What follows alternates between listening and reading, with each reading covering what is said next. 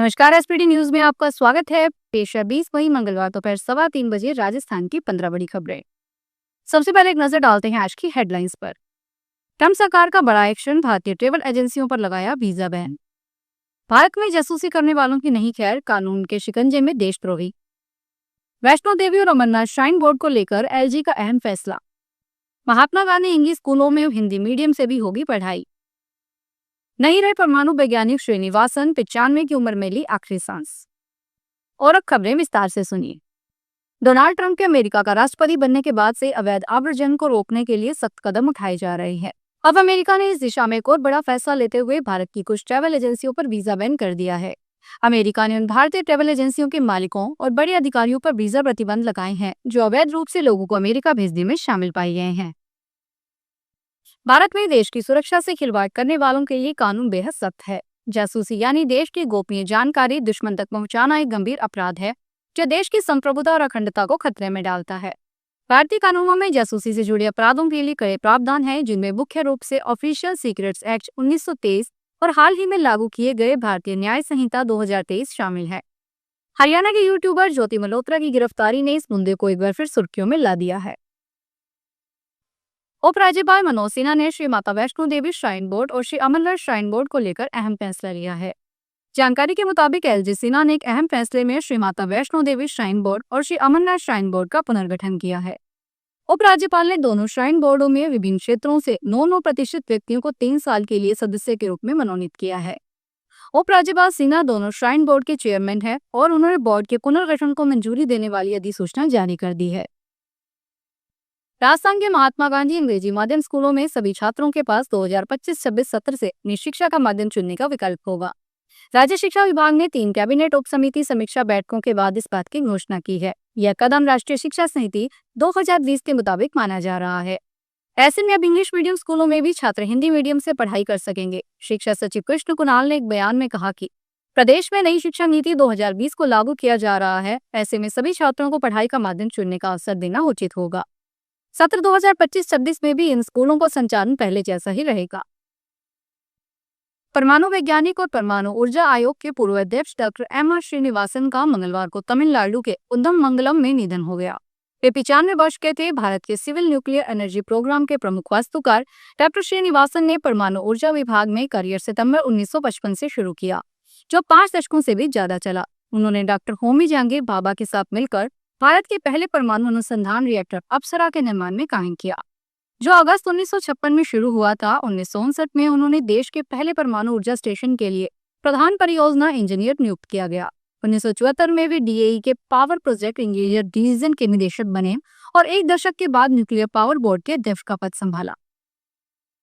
केंद्रीय वाणिज्यिक एवं उद्योग मंत्री पीयूष गोयल ने मंगलवार को कहा कि भारत अमेरिका द्विपक्षीय व्यापार समझौते के पहले चरण को पूरा करने के लिए अमेरिकी वाणिज्यिक सचिव हावर्ड लुटनिक के साथ उनकी बातचीत सफल रही। केंद्रीय मंत्री गोयल ने सोशल मीडिया प्लेटफॉर्म एक्स पर पोस्ट किया, भारत अमेरिका द्विपक्षीय व्यापार समझौते के पहले चरण को तेजी से आगे बढ़ाने के लिए अमेरिकी वाणिज्यिक सचिव हावर्ड लुटनिक के साथ बातचीत अच्छी रही। इससे पहले केंद्रीय मंत्री गोयल ने कहा था कि अमेरिका के साथ बहुत अच्छी बातचीत चल रही है। अगर दोनों देश टैरिफ कम करने पर एक समझौता करते हैं तो इससे अमेरिका और भारत के बीच व्यापार में वृद्धि होगी। न्याय भर्ती को लेकर सुप्रीम कोर्ट ने अहम फैसला सुनाते सिविल जजों की भर्ती के लिए 3 साल की प्रैक्टिस का नियम बहाल कर दिया है। वहीं लॉ ग्रेजुएट की सीधी भर्ती का नियम रद्द कर दिया गया है। सुप्रीम कोर्ट ने यह शर्त बहाल कर दी है कि न्यायिक सेवा में प्रवेश स्तर के पदों के लिए आवेदन करने के लिए उम्मीदवार के लिए वकील के रूप में न्यूनतम 3 साल का अभ्यास आवश्यक है। अभ्यास की अवधि प्रोविजनल नामांकन की तारीख से मानी जा सकती है। हालांकि उक्त शर्त आज से पहले उच्च न्यायालयों शुरू की गई भर्ती प्रक्रिया पर लागू नहीं होती है। केंद्र सरकार ने जल जीवन मिशन के तहत चल रही परियोजनाओं में देरी, लागत में इजाफा और क्वालिटी से जुड़े सवालों को लेकर बड़ा कदम उठाया है। इसके लिए 100 विशेष टीमों का गठन किया गया है, जो 29 राज्यों और केंद्र शासित प्रदेशों में 135 जिलों के 183 परियोजनाओं की जांच करेगी। कैबिनेट की अपॉइंटमेंट कमेटी ने मंगलवार को केंद्रीय नोडल अधिकारियों की नियुक्ति की, जिसमें 75 संयुक्त सचिव और 106 डायरेक्टर शामिल हैं। इन टीमों की ट्रेनिंग 23 मई को होगी ताकि वे जमीनी हालात का सही से आकलन कर सके। यह निर्णय 8 मई को कैबिनेट सचिव की अध्यक्षता में हुई जल शक्ति मंत्रालय और राज्यों के अधिकारियों की बैठक के बाद हुआ। कोटपुतली जिले के पनियाला थाना क्षेत्र में एक युवक द्वारा खुलेआम की गई फायरिंग का वीडियो सोशल मीडिया पर तेजी से वायरल हो रहा है। वीडियो में आरोपी युवक फायरिंग करता हुआ दिखाई दे रहा है। यह वीडियो 6 मार्च के आसपास का बताया जा रहा है। वीडियो में फायरिंग करता नजर आ रहा युवक अशोक रावत है, जिसके खिलाफ 27 फरवरी को भी फायरिंग और जानलेवा हमले का मामला पनियाला थाने में दर्ज किया गया था। इसके बावजूद अब तक पुलिस ने अभी तक आरोपी की गिरफ्तारी नहीं की है। इस लापरवाही के चलते अब पुलिस की कार्यप्रणाली पर गंभीर सवाल उठ रहे हैं। पंजाब में 12 दिनों के बाद अटारी वाघा सीमा सहित 3 सीमा बिंदुओं पर बीटिंग रिट्रीट समारोह मंगलवार यानी 20 मई को फिर से शुरू होने वाला है। हालांकि पहले दिन सिर्फ मीडिया कर्मियों को ही एंट्री दी जाएगी, जबकि बुधवार से यहां आम लोग भी प्रवेश ले सकेंगे। सीमा सुरक्षा बल ने कहा कि पाकिस्तानी सीमा के पास पंजाब के 3 स्थानों पर सार्वजनिक रूप से झंडा उतारने की रस्म कल बुधवार से शुरू होगी। पहलगाम में 22 अप्रैल को हुए आतंकी हमले के जवाब में भारत द्वारा चलाए गए ऑपरेशन सिंदूर के बाद यह रस्म 2 सप्ताह तक सार्वजनिक रूप से नहीं हुई। हलवा के पूर्व सांसद और पूर्व केंद्रीय मंत्री जितेंद्र सिंह की सोमवार देर रात अचानक तबियत बिगड़ गई। रात करीब 1 बजे उन्हें बेचैनी महसूस होने पर तत्काल निजी अस्पताल ले जाया गया, जहां डॉक्टरों ने जांच के बाद उनकी स्थिति सामान्य बताई। जानकारी के अनुसार जितेंद्र सिंह अपने अलवर स्थित निवास फूलबाग में विश्राम कर रहे थे। रात करीब 1 बजे अचानक उन्हें बेचैनी महसूस हुई। उसके बाद वे अपने निजी सचिव देवेंद्र सिंह के साथ अस्पताल पहुंचे। डॉक्टरों ने तुरंत उनकी जांच की और आवश्यक टेस्ट करवाए। चिकित्सकों के अनुसार जितेंद्र सिंह को गैस्ट्रिक की समस्या के कारण बेचैनी हुई थी। उनकी सभी जांच रिपोर्ट सामान्य पाई गई है। डॉक्टरों ने बताया कि वे किसी तरह की नियमित दवा नहीं लेते हैं और उनकी यह समस्या मामूली थी। करीब 1 घंटे के उपचार के बाद वे स्वयं अपने आवास पर लौट गए। राजस्थान के बाड़मेर की जिला कलेक्टर और आईएएस टीना डाबी का एक वीडियो वायरल हो रहा है। यह वीडियो जिला परिषद की बैठक का है।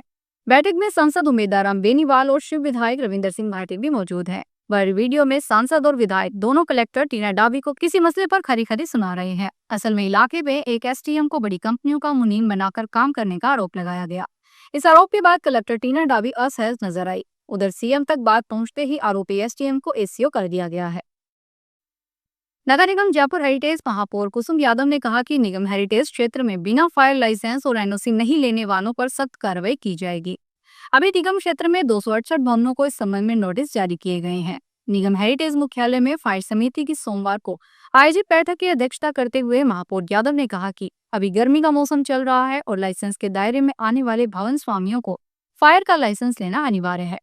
समिति चेयरमैन जितेंद्र लखवानी ने कहा कि फायर लाइसेंस नहीं लेने या एनओसी रिन्यू नहीं होने पर भवनों पर सीजर की कार्रवाई की जाएगी। जोधपुर के चोखा इलाके में रिंग रोड पर स्थित रॉयल्टी ठेकेदार से हफ्ता वसूली के लिए स्टाफ से मारपीट और धमकी देने को लेकर राजीव गांधी नगर थाने में दर्ज SC/ST एक्ट व अन्य धाराओं में आरोपी चोखा सरपंच चुन्नीलाल टांक को पुलिस ने सोमवार रात गिरफ्तार कर लिया। इससे नाराज ग्रामीणों ने देर रात थाने के बाहर हंगामा करते हुए धरना दिया, जो अल सुबह 3 बजे खत्म हुआ। इस प्रकरण की जांच एसीपी कैलाश पारीक और आरोपी सरपंच से पूछताछ कर रहे हैं। राजस्थान के राज्यपाल हरिभाऊ बागड़े से मंगलवार को राजभवन में विधानसभा अध्यक्ष वासुदेव देवनानी ने पहुंचकर मुलाकात की। इस दौरान उन्होंने राज्यपाल बागड़े को वर्ष प्रतिपदा पर प्रकाशित नववर्ष की डायरी भेंट की। राज्यपाल ने वर्ष प्रतिपदा पर प्रकाशित नववर्ष डायरी की सराहना की। विधानसभा अध्यक्ष देवनानी और बागड़े ने इस दौरान विभिन्न विषयों पर संवाद किया। उनकी ये शिष्टाचार भेंट थी। फिलहाल इस बुलेटिन में इतना ही, फिर हाजिर होंगे बड़ी खबरों के साथ। अगर आप भी अपने आसपास की छोटी बड़ी और महत्वपूर्ण खबरों से अपडेट रहना चाहते हैं तो सब्सक्राइब कीजिए हमारे चैनल SPT न्यूज को और प्रेस कीजिए बेल आइकन पर।